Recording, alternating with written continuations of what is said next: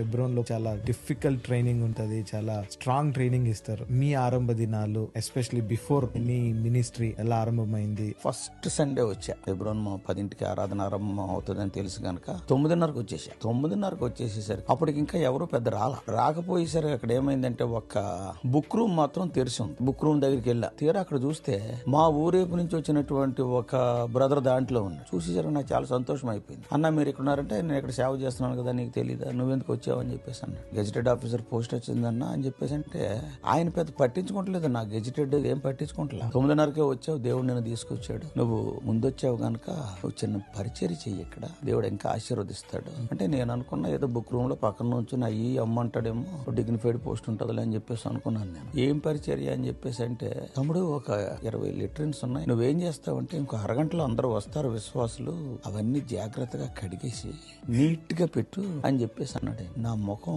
రంగులు మారిపోయింది. లోపల ఎంత నేను పక్కన చెప్పాను కదా నేను గెజిటెడ్ ఆఫీసర్ అని, ఇదేం పని రా వీడు చెప్పేది, నాకు అర్థం అవుతలేదు.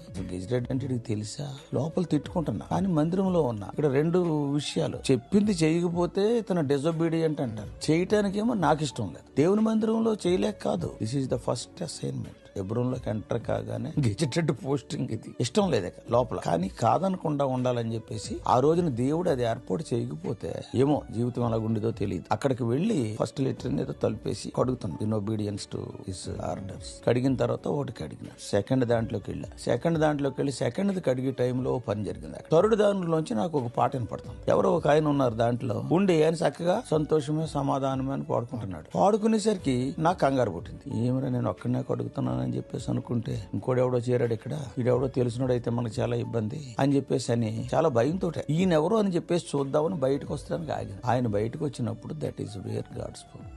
ఆయన తీరా చూస్తే ఎవరంటే 2-3 కేడర్లు నాకన్నా పెద్దోడు, నాకన్నా 25 ఏళ్ళు పెద్దోడు. ఆయనే ముందు వచ్చేసి సంతోషంగా పాటలు పాడుకుంటూ పని చేస్తున్నాడు. దేవుడు చెప్పాడు, అర్థమైందా? That till today I cannot forget.